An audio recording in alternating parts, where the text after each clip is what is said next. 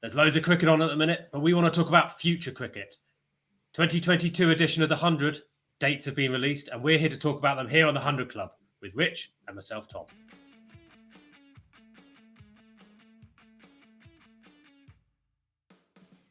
Okay, Rich, welcome back. And some dates. We've got them finally for the 100 in 2022. What have we learned in the release? Well, we had it released yesterday, the tournament schedule for 2022, starting on the 3rd of August, running for a month. The final again at Lord's, 3rd of September. And the major change from last year is the Eliminator, which takes place the day before the final. That was at the Oval last year. That will be at the Rose Bowl in Southampton, or just outside. Love the Rose Bowl. Yeah, great ground to watch cricket. And I like that idea. Yeah, let's move the Eliminator around the country. I guess the one quirk this year is that the women's competition, because of the Commonwealth Games, Tom. Okay, so yeah, they have announced a split start date, I guess. So the men's competition starting 3rd of August. Okay, that's pretty much when we expected. But they've said the women's competition is going to start 11th of August, as you say, to accommodate the Commonwealth Games. I don't think you're a huge fan of that, are you? I think that the issue is that it means there's only going to be 6 match rounds for the women's competition, which means with 8 teams, each team doesn't play each other. So each team is going to miss out on one opponent. And that sort of annoys me a little bit in terms of, I'm a stickler for tournament format, Tom.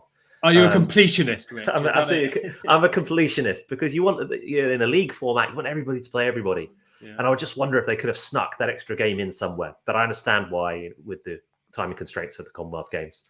And also, it's not like with the men's teams, where a few players go off to the test match. If you take sort of a team like the London Spirit, where you have Heather Knight, Tammy Beaumont, and now Charlie Dean all involved in the England setup, plus the 3 overseas stars, you take 6 players out of that team. It doesn't really work. So I can see why they couldn't start earlier.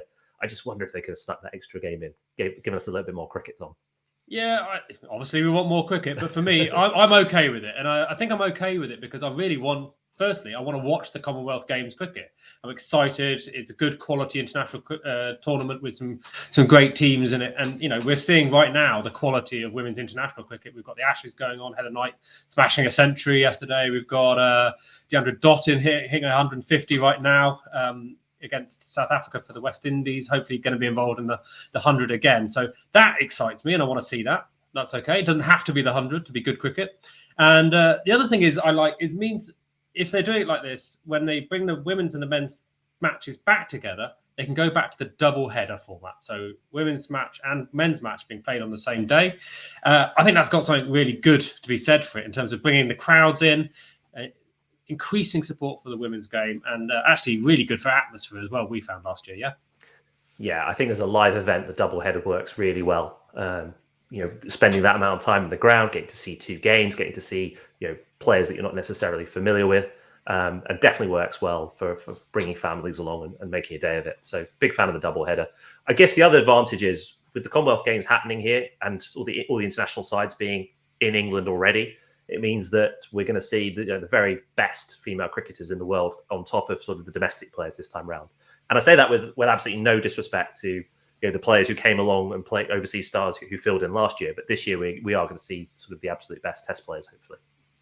Can't wait. And you've neatly led me to the other bit that we've had announced in the dates, which is actually the draft date. I think it's the big event, right? The 100 draft, 30th of March. I can't think of any other player auctions happening in the next few months that could compete with it, Tom. Yeah. So the IPL draft may also attract some attention. We'll cover that as well, don't worry. Yeah, but 30th of March, the 100 draft. Before that, though, you've got the player retention. So teams at the moment currently looking at who to retain from last year, up to 10 per squad from the men's sides, and even more, actually, from the women's squads can be signed up. And then back into the draft process, 30th of March. And we'll definitely be covering that, right? Yeah, and I think as we saw the teams last year, and they're going to retain up to, as you say, 10 players, the nucleus of the squads will remain the same, but we'll be able to focus on those key areas where they need to strengthen, and perhaps we'll also have that Vitality wildcard pick coming up later in the summer, so somebody can still perform well in the blast and get themselves into the 100. Yeah, well, you say the nucleus of the squad is going to stay the same. I wonder whether the Welsh Fire are going to have a complete rebuild. Well, and who knows we're going to get. Well, they may well be, and there's plenty of players, who are sort of putting themselves on the radar at the minute. Obviously, the BBL just concluded today with the Perth Scorchers winning the title. PSL is just about ongoing. Started this week. The Under-19 World Cup. I don't know if you've seen any of that, Tom, but some of those youngsters look like they're angling for a 100 gig already. Well, this is the thing. When there's loads of cricket on, you have plenty of chances to shine. Just take your chance, I guess. And I guess, what we want at the end of it is entertaining cricket. Indeed. I think, so straight on the heels of the draft, they're going to start selling the tickets again. We've had those dates announced as well. A couple of things have come out of that. With the priority ticket window opening the 31st of March, they said, actually, if you went to a game last year, you're going to be in that priority ticket window, which could be really good news for someone like us, who had the fortune to go to a game last year. That's quite exciting.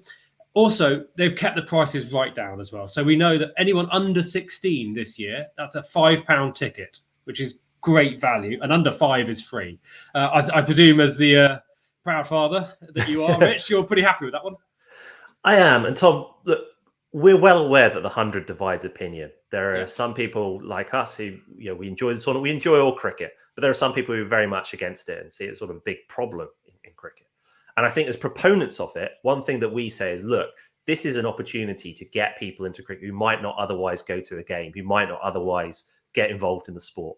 So, let's get as many people as possible into 100 Stadium, enjoy the games, keep the ticket prices low, get a great atmosphere, and then they'll come back for a county game. They'll come back for a one-day international or a test match down the line. That's the point of it. It's to give an introduction to the game that we all like, we all love. And if they can keep the ticket prices low so as many families can come in as possible, then, I think the atmosphere last year was fantastic. If they can replicate that, I think it'll be great. Yeah. I'm all in favour of that as a principle. I mean, I think they might have missed a small trick in some of the games that scheduling. It's gone such that they've pushed some of the games back into the evening, whereas they had quite a lot of games starting at 11. Clearly, it's during school holidays. Maybe that affects some of the child attendances and the like. But hey, I want cricket. I want it cheap and affordable and accessible. And that's what the 100 is ultimately. So really, really looking forward to it. And the first game will involve my blessed Welsh Fire against the Southern Brave on the 3rd of August. Can't wait, hey? Yeah, indeed. And I think going to that point of the match times, perhaps the broadcasters had an input there.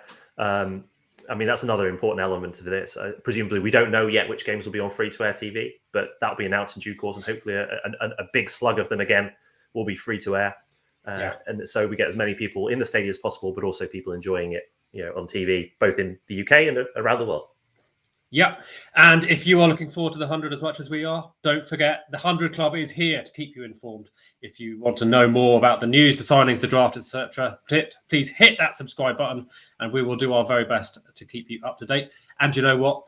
As a bonus, because we like you, we'll throw in loads of other short format cricket as well, the IPL draft and all of that as well. Rich, it's been a pleasure. Can you wait? I think I can, Tom. I think I can. That's lucky. I've got the PSL to watch. I'm busy. Come on. Yeah. Off you go. And we'll catch you here next time on the 100 Club. Cheers.